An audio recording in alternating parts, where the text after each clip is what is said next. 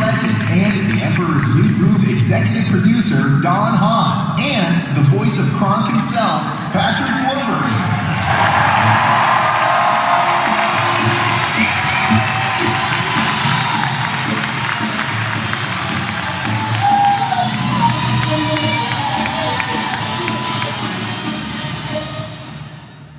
Hi, everybody. You had a good day out here. We thought there was a better way to get a day than with Kronk. I wish we'd done every day with Kronk, I think. And we can, actually, the two of us can come over for birthday parties and come over to the house. It's always fun for us. Always. It's so awesome to be here at D23 and celebrating 25 years. Don, thank you for helping change my life, because getting to be a part of the Emperorsnewgroove really was the most spectacular and wonderful experience I've had thus far in the biz. Being the Disney file that I am, to get to be a part of that film is so special to me. So thank you, sir. We had help. We had a great team of animators, Mark Dindal, our director, Randy, our producer. So you grew up in Southern California, so Disneyland itself must have meant something to you, and just kind of the Disney movies and that kind of thing. What are your early kind of Disney memories that pulled you into the culture? Oh, Magic from the very beginning, The Sword in the Stone, I remember as the very first animated Disney show. So it's been narrated by the great Sebastian Cabot. Yes. Oh, it's so good. And you had a big family too, didn't you? We're a large family, yes. Three younger sisters. Yeah. We were only allowed to watch 2 shows every week: Little House on the Prairie and The Wonderful World of Disney. Yeah, it's a typical Southern California upbringing. So your first, I want to kind of track into Emperor's New Groove, but your earliest kind of acting jobs and that kind of thing were all over the map, sometimes literally, because you've done a little bit of modeling early in your career. I'm so glad you brought that up. But we're all thinking about it. And you even did some movies early on in South Africa, and just all over the map. Yes.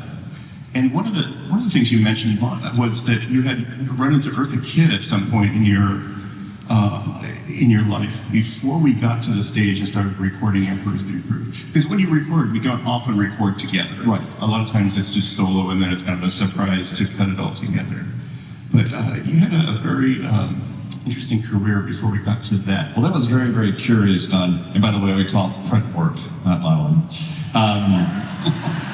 Oh dear. Yeah, but it's very curious to me, because sometimes, it's just curious how, as a universe, art imitates life, because I didn't really work with Eartha on the film, yet I had worked with Eartha 10 years earlier in South Africa on these, Canon films with her and Oliver. And so I remember when I came back from Africa, Eartha Kitt was performing at the Roosevelt Hotel. I was only 22 years old. And I thought, I just had done a film with Miss Kitt. I'm going to go watch her perform. So she was thrilled that I was there, and then she invited me up for tea afterwards.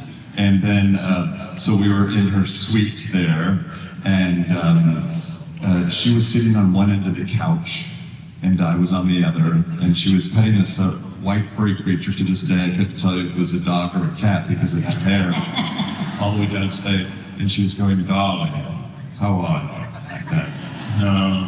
And I just felt terribly strange and outclassed and uncomfortable. And after about 15 minutes, I just quickly exited the room. You made the right choice. Yes, but it's just so odd, because then when I saw the Emperor's New Groove and I saw Kronk, and especially the dinner scene when Kronk, exits into the kitchen, and Cusco's there with her, and he says, "He seems nice," and she goes, "He is," like that. And I just thought it's so odd that Kronk and Yzma were actually in real life sitting on a couch 10 years earlier. Yeah. So very, very strange. It was meant to be. Meant to be. I remember when we brought you in for the first time, and we were searching for the character of Kronk. It wasn't even sure it was going to be in the movie. And we brought you in, and we put up a lot of drawings, some of which are up on the screen right now. And the next slide are some of the earliest drawings of Kronk and Eastman together, and I think those started to suggest what the character would be. Because Kronk isn't a villain necessarily. He's obviously a great cook, and obviously someone who's kind of a sidekick. But he has this really unusual relationship and a terrific six-pack. So what were you thinking when you came in that first day and met with us on the soundstage at Disney Studios? Well, I desperately wanted this, and Disney's very secretive, as you know, about, so I didn't get a script. I only had 4 pages of a Kronk and an Eastman. And so not even sure what a Kronk is an ogre, a robot.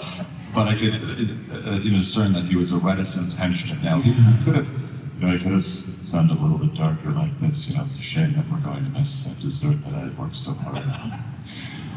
But decided to make him sound a little bit sweeter like this. I brought him down here like that, and that's just a little bit different. It was great that y'all, sort of responded to that. Because what I found, I feel, and you tell me if I'm wrong, is that there's so many creators, everybody involved in a project like this, and there can be pages of a character description, but sometimes I don't think that you all know what a character sounds like until you hear perhaps what he sounds like. So that's what I was told, like voiceover artists, go in there really with something, make a choice so that they don't have to direct you. Be able to take direction, but show them perhaps something that they respond to. Yeah, it's totally true. You can imagine being an animator or a director and having you do that voice finally that has a little break in it.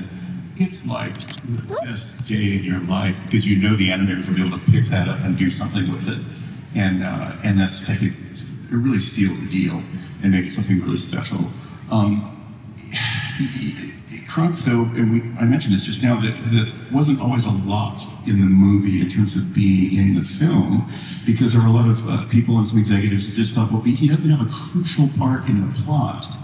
And a lot of the writing had to prove that this character was worthy and that this character would be in the plot.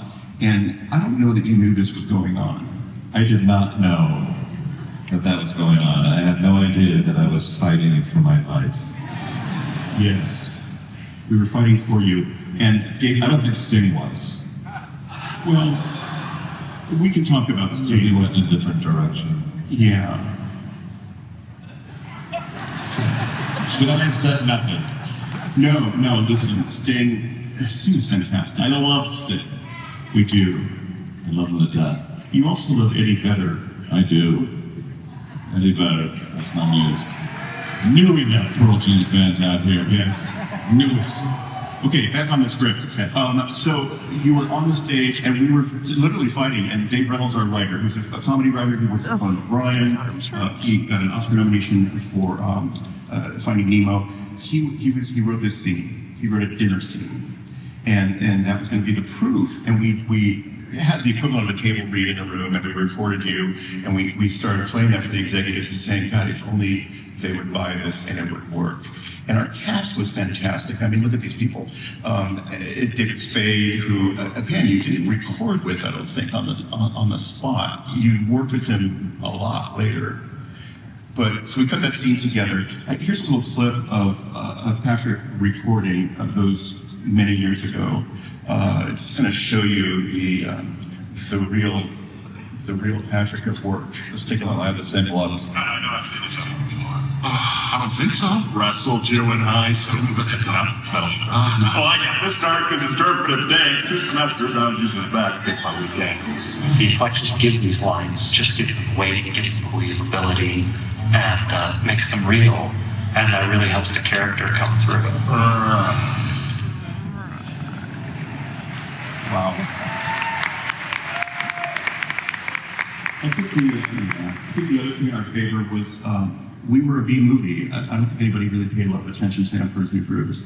A lot of other movies with a lot of other distractions, and in the end, we had like a year to get it done. And people, it's like whatever you can do, try to get it done and make it a comedy. And I think in a funny way that really empowered everybody to just go off the tracks a little bit when it came to the writing. And then we were inspired by you guys. So that dinner scene I was talking about.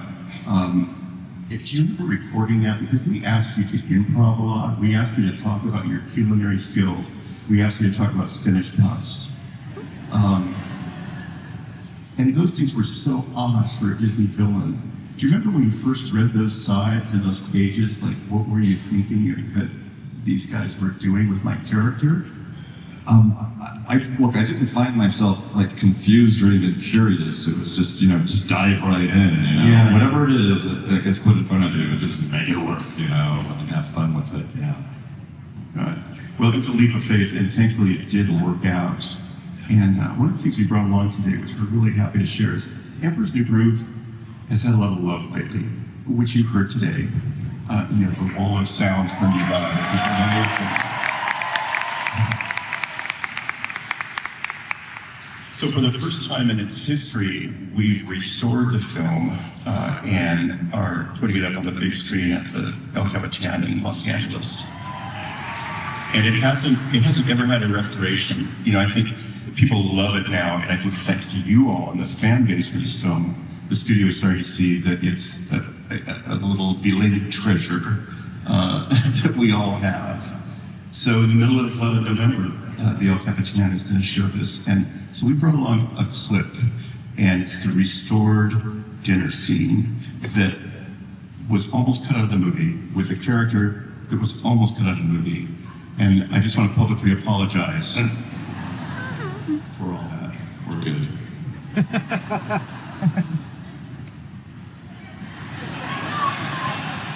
It's a cathartic moment.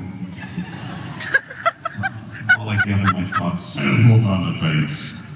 So nice. Just let it go. Thank you so much. Right, I'm going to gather myself emotionally while we watch this restored version of the dinner scene from Emperorsnewgroove. Here we go. Patrick Warburton, Eartha Kitt, I think Davey is the most like his character in this. It's true, yeah. What does it feel like seeing that clip after a few years has gone by and hearing this reaction? Oh, it's fantastic. I mean, listen, this is a film that really hit afterwards, right? Yeah.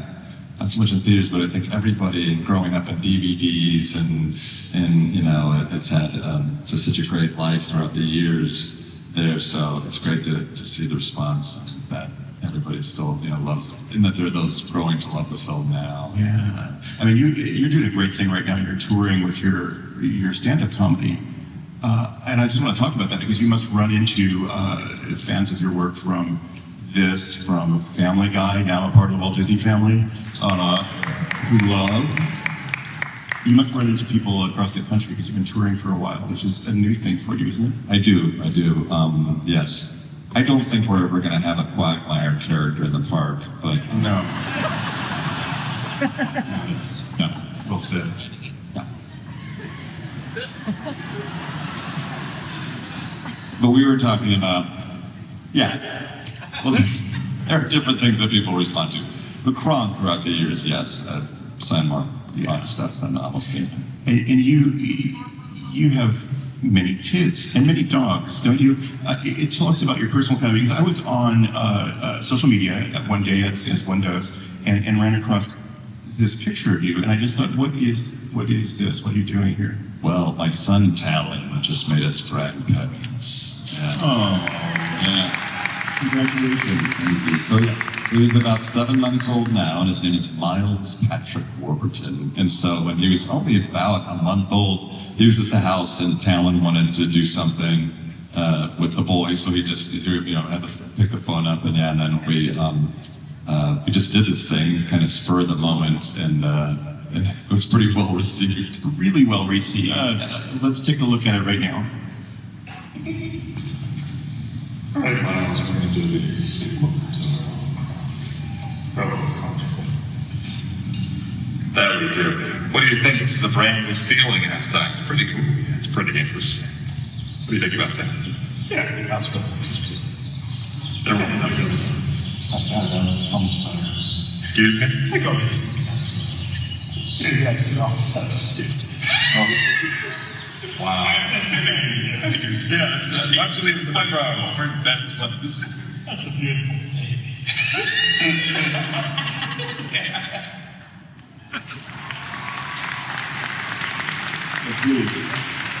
Those are my three boys right there. Two of them are actors, and then the one who came at the very end, Shane, is actually a pilot. And he seemed to steal the show. He's actually here tonight, my son Shane. Yes. Where is he? He's out here somewhere. Oh, okay. There we go. Cool. Shane, yeah. The moment you got discovered, Shane. Yeah. There we go. It's so great to see you guys together. And obviously, Kronk and Sons should be a Disney Plus program at some point in the future. We did work with Sting, who was a cool guy, and we changed this movie so much while we were making it, which is a topic for another day. But there was never really a Kronk song. No. Why is that? You tell me. Done it. We always thought that you had your own theme music you carried with yourself all the time, that we wouldn't need a song for you, so we may have been wrong. We did do that, and I don't know, I don't even know what to do right now. Are you asking me with your eyes to do this? I'm not asking you anything. I was just curious because we had Sting record. No, it's okay. It's Sting through a number of things for the movie. It's going to be a long night, ladies and gentlemen. It's the Cuscotopia we're all looking forward to.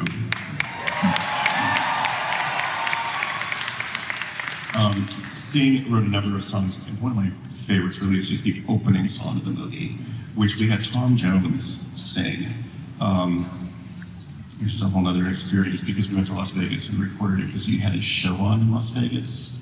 And then we had to animate Irish dancers. And so we brought Irish dancers in to animate. And the things you do in the cartoon business are sometimes unspeakable.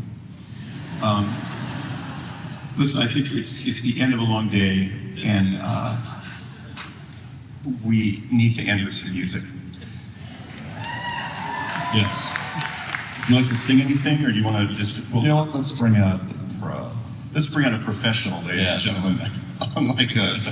Before we do, let's have one last round of applause for Mr. Patrick Warburton. Sit down. Thank you. This man right here who made it all happen. Thank you. So, one of our beloved colleagues who's been with us all day, who we adore, is going to come out here and, well, you'll see for yourself. Please welcome back to the stage the incomparable Michael James Scott.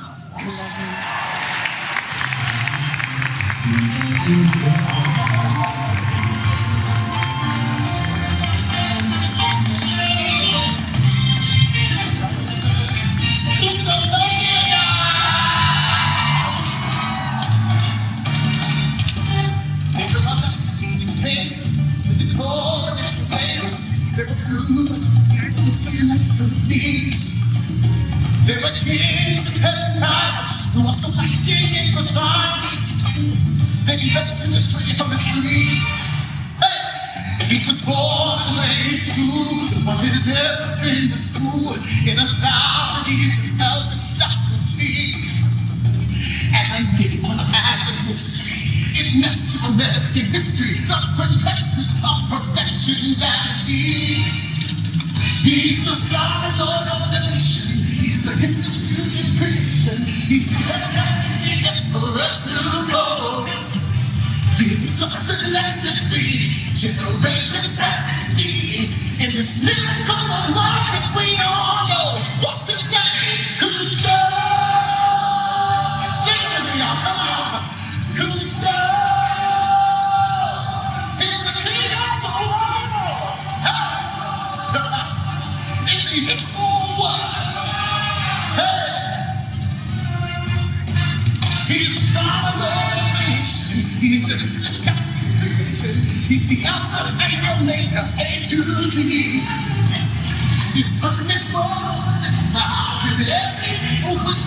Cause the perfect world begins and ends with, what's his name? Gusto.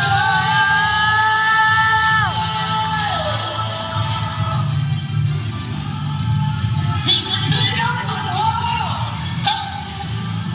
Gusto.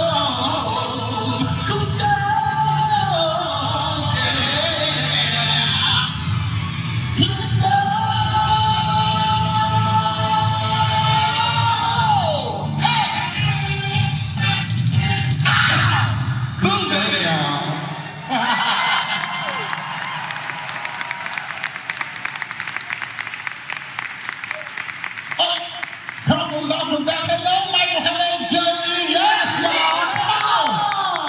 That was incredible. Thank you. Phenomenal. Who's got a little something? Give it up for these. I mean, we have these here. We had to do a little Cusco, y'all. I love it. What a way to end the day. Yes. Oh my God. What a spectacular day, too, by the way, right? We've had Y'all having a good time? amazing Yes, day. good day? Good first day?